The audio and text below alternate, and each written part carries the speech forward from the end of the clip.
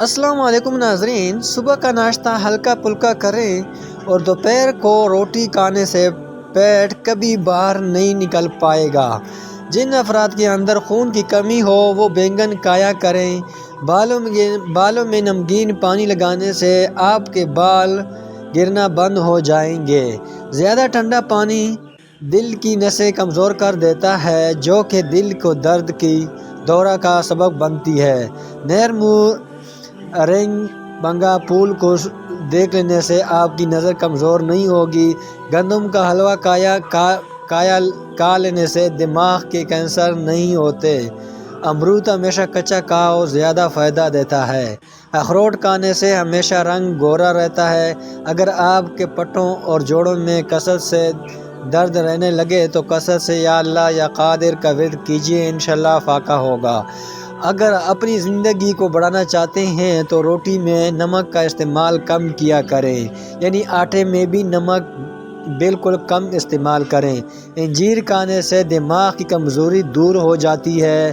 کیلے کے چھلکے چہرے پر مسل لینے سے کبھی آپ کو کریم لگانے کی ضرورت نہیں پیش آئے گی۔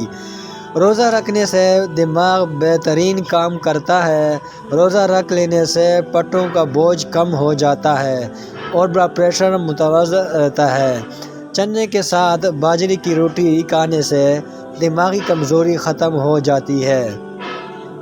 نہر منہ آڑو کھاؤ، حافظہ مضبوط ہو جائے گا۔ شکرکندی کا اوپر زیتون کے تیل چند قطرے ڈال کر کھاؤ، دماغ کی نسیں کھل جاتی ہیں جس سے دماغ تیزی سے کام کرنے لگتا ہے۔ ناشتے میں گندم کا دھیلا استعمال کرنے سے شوگر کا مرض ختم ہو جاتا ہے۔ اگر مثانے کی کمزوری ہو جائے تو چھوٹی الائچی پانی میں ابال کر پینے سے مثانے کی کمزوری دور ہو جاتی ہے۔ یہ بھی ایک آزمودہ ہوا نسخہ ہے۔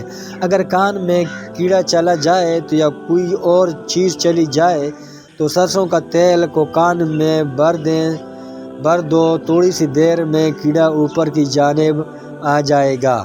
کھانا کھانے سے قبل پانی پینے سے آپ کی بدن کو طاقت ملے گی۔ گوشت کھانے سے قبل تھوڑا سا نمکین چھلکا لینے سے گوشت جلدی ہضم ہو جائے گا۔ شیطان انسان کی بدن کے ناک کے حصے میں رات گزارتا ہے۔ کھانا کھانے کی فوری بعد چائے پینے سے لازمی گریز کریں۔ بار بار پیشاب کی تشخیص آپ کو ڈاکٹر یا جاننے کے لیے ٹیسٹ کریں گے کہ آپ کو بار بار پیشاب کرنے کی وجہ ہے۔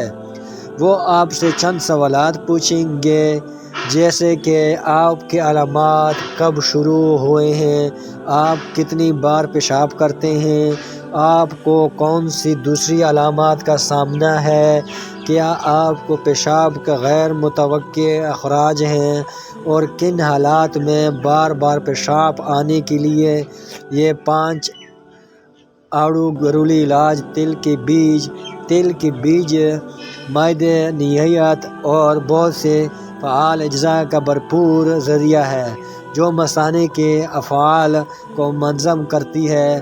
بار بار پیشاب آنے کے لیے تل کو گڑ میں ملا کر روزانہ 2-3 بار کھائیں۔ کھانے کے 1 گھنٹہ کے بعد چائے پی لیں۔ پیٹ لٹک جائے تو نہانے کے وقت ناف میں تلوں کے تیل کے قطرے ڈال دو، چند دنوں میں پیٹ اندر چلا جائے گا۔ بار بار پیشاب کیا ہوتا ہے؟ بار بار پیشاب کرنے کی یا معمول سے زیادہ کثرت سے پیشاب کرنے کی ضرورت ہے۔ بار بار پیشاب کرنے کی وجوہات ہو سکتی ہیں جو کہ بنیادی بیماری کی وجہ سے نہیں، مثلاً شامل ہے بڑی مقدار میں سیال، ملامین کیفین کا استعمال، عمل، بے چینی، بار بار پیشاب کرنا، ذیابیطس وسط جیسے بنیادی کے مسائل کی نشاندہی کر سکتے ہیں۔ پیشاب کی نالی کا انکشاف بڑا ہو، پروسٹیٹ یا دیات کی زمانی اثر یہ ہر عمر کی مساعد متاثر کرتی ہے اور پیشاب کی بدبو یا جلن کے احساس کے ساتھ آ سکتی ہے۔ ریتی بار بار پیشاب آنے کے لیے بھی متاثر طریقے سے انتظام کرتا ہے۔ ریڑھی کو رات کو بھر بھگو دیں اور اگلی صبح اس کو 1 ہفتے تک خالی پیٹ پی لیں تاکہ بار بار پیشاب آنے سے نجات مل سکتی ہے۔